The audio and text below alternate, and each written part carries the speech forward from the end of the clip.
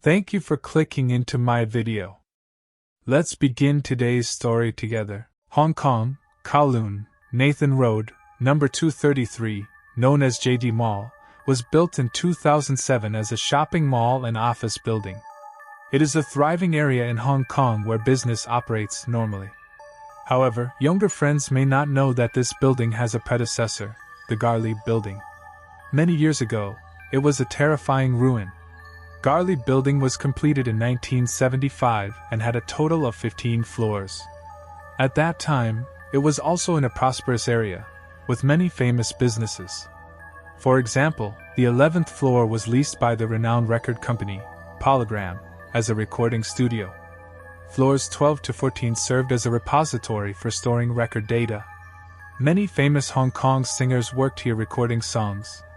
The remaining floors on the 14th floor were leased to Chow Sang Sang Jewelry as an information technology department. The 15th floor housed Chow Sang Sang's accounting department. However, this 15th floor is the most mysterious part of Garley building, because this floor often experiences paranormal events, carrying the spirits of dozens of souls who met tragic fates in Garley building. What's even more inexplicable is that the famous Hong Kong singer, Priscilla Chan, also encountered unexplainable phenomena on this floor. Several months before the fire occurred, Priscilla Chan had come to work at Garley building.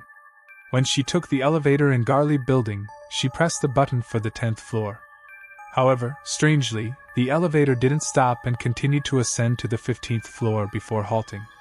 When the elevator doors opened, she was shocked. Because the 15th floor was pitch black, with a pungent smoke smell, resembling a construction site in ruins. Wasn't this supposed to be Chow Sang Sang's company? How could it be completely dark? Priscilla Chan was perplexed, so she pressed the elevator button again, returning to Polygram's floor. However, Polygram's staff told her that the entire Garley building was not undergoing renovations. Was she seeing things? Priscilla Chan insisted it was impossible. She firmly believed in her own eyes.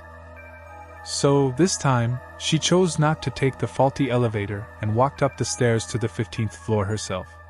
Another shocking thing happened. Because she saw everything normal on the 15th floor, all the staff of Chow Sang Sang were working.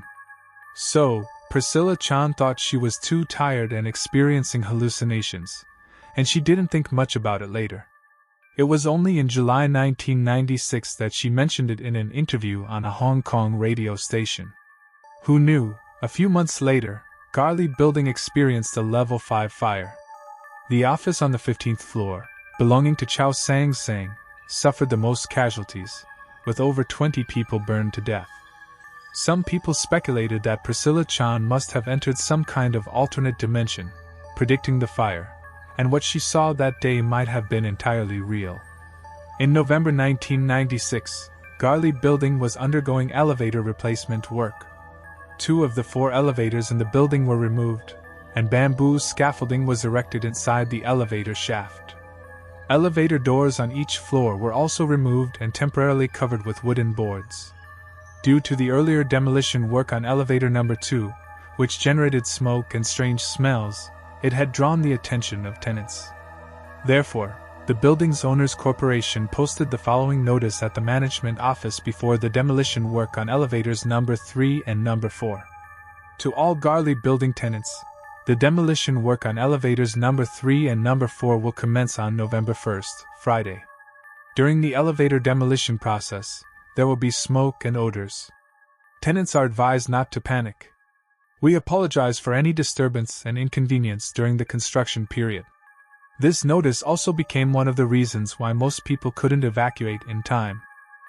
The incident occurred on November 20, 1996, at 4:47 p.m. when sparks and hot metal fragments from welding and cutting operations in the elevator shaft on the 11th floor ignited wooden debris and building materials in the elevator shaft and lobby on the 2nd floor. Due to the earlier notice posted by the building management, the smoke generated in the early stages of the fire did not attract the attention of tenants on upper floors. The fire spread along the bamboo scaffolding to the 1st and 3rd floors, affecting another elevator shaft, the elevator lobby, and the warehouse of Chung Art and Antiques. The dense smoke and hot gases generated by the fire continued to rise in the elevator shaft, accumulating at the top of the shaft. As the elevator doors on the building were only covered with wooden boards, the hot gases in the elevator shaft quickly burned through the barriers, entering the elevator lobbies from the 11th to the 15th floors. The smoke and high-temperature gases then spread into the corridors and offices on the 13th to 15th floors, where the smoke doors were not closed, igniting another fire on the upper levels upon contact with fresh air. Additionally, the escape of high-temperature gases from the elevator shaft at the higher levels created a low-pressure zone, generating a chimney effect. This effect drew outdoor air into the lower-level fire through windows, intensifying the blaze. Rescue process on the afternoon of November 20, 1996, at 4:47 p.m. A welder working in the elevator shaft between the first and second floors reported a fire in the elevator lobby on the second floor of the Garley building. 1 minute later, at 4:48 p.m., an employee of a dental clinic on the 14th floor reported a large amount of smoke on the 14th floor corridor. After receiving the report at 4:49 p.m., the fire department immediately dispatched 4 fire trucks and 1 ambulance, arriving at the scene by 4:52 p.m. At 4:59 p.m., firefighters checking the top floor of the building discovered heavy smoke on the 8th floor, prompting them to elevate the fire alarm to level 3. Less than 20 minutes after the escalation, at 5:17 p.m., flames erupted on the 15th floor, leading to a level 4 fire alarm. Nearly 2 hours later, at 7:15 p.m., the fire was further escalated to level 5. Due to the rapid and simultaneous spread of the fire on the 1st to 3rd floors and the 13th to 15th floors, difficulties arose with the use of firefighting elevators and smoke-filled evacuation staircases, as some smoke doors failed to close. Firefighters struggled to reach the upper floor fire scenes. Although the fire department had dispatched 4 aerial ladder trucks to the scene, limited space on the ground and the intense fire made it impossible to rescue all trapped individuals through windows in a short amount of time. Many trapped individuals outside the windows called for help, waving towels and throwing paper in an attempt to attract the attention of firefighters. One man waiting for rescue by the window was unable to be saved in time and was burned alive. Several people trapped on the upper floors used various methods to escape. 4 civilians fled to the rooftop of the building, where they were ultimately rescued from the scene by a government flying service Sikorsky S-70A-27 Black Hawk helicopter, despite the risks posed by the large fire and thick smoke. Additionally, an employee of the Chow Sang Sang jewelry store and a student from St. Joseph's College fell from the building but miraculously survived, landing on a steel awning on Pilcomb Street. Some people tied trousers into ropes and climbed to the rooftop of the adjacent Kam Ling building to escape, while others took the risk of jumping onto the platform of an aerial ladder truck, grabbing metal supports to escape. Over 200 firefighters, 40 fire trucks, and 50 ambulances participated in the rescue operation.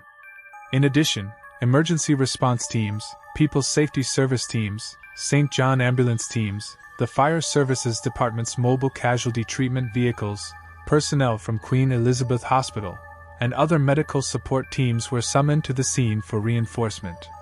Hong Kong Governor Chris Patten also arrived at the scene to inspect the rescue efforts. Most of the injured were transported to Queen Elizabeth Hospital and Kwang Wah Hospital. Casualties: the fire was extinguished at 1:47 p.m. the next day. A firefighter from the Chung Sha 1 fire station's team, who fell into the elevator shaft while searching for missing persons on the 5th floor, died in the line of duty. The casualties also included 22 employees working in the information technology and accounting departments of Chow Sang Sang Jewelry. It was suggested that the information technology department, for security reasons, had its doors securely locked, making escape difficult.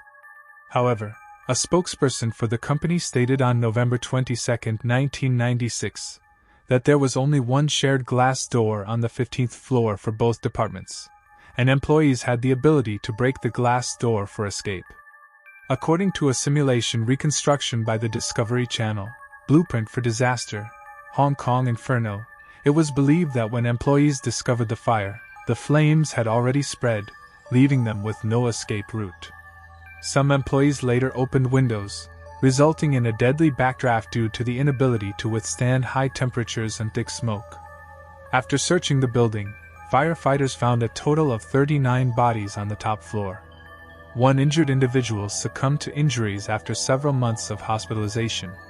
Including the deceased firefighter Liao Qiheng, a total of 41 people died in the incident, and an additional 80 individuals were injured. This fire marked the deadliest incident in Hong Kong since the 1962 Yuen Long Street tenement fire, which resulted in 44 deaths and 21 injuries. Forensic examination due to severe burning, many bodies were incomplete and some, even with a skeletal structure, would crumble upon slight touch, with some reduced to ashes.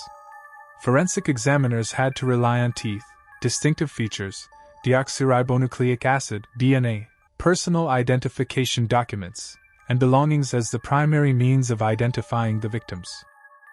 Investigation. The report indicates that the particularly hazardous environment created by the elevator replacement project was the primary cause of the disaster. The unauthorized modification of the fire escape on floors 1 to 3 by Chung Art Department Store for use as a warehouse and the installation of a gate allowed the fire to continue and spread rapidly on the lower floors. The lack of an automatic sprinkler system and enclosed smoke doors in Garley building prevented the fire from being promptly controlled. Coupled with a lack of fire awareness among workers and residents during the elevator project, there was a delayed realization and response to evacuate in the early stages of the fire. The report also criticizes several contemporaneously completed commercial buildings for inadequate fire safety facilities and provides recommendations for improvement. Paranormal events. 1. Deceased victims placing takeout orders. According to online rumors, a restaurant near Garley building, operating 24/7, would occasionally receive a takeout order from a lady around 1 a.m. The order typically included stir-fried beef noodles, iced lemon tea, Unit 16XX, Garley building. However, when the delivery person arrived at Garley building, the security guard claimed that the lady had already perished in the fire. 2. False fire alarms from cancelled Garley building telephone numbers. At the police reporting center near Garley building, there have been reports of receiving fire alarm notifications from Garley building. However, after multiple investigations, it was found that these reports were false alarms, and the phone numbers used for reporting were associated with Garley building but had already been cancelled. This wraps up today's story. Thanks for tuning in. If you enjoyed the video, please like, subscribe, and share. See you in the next one.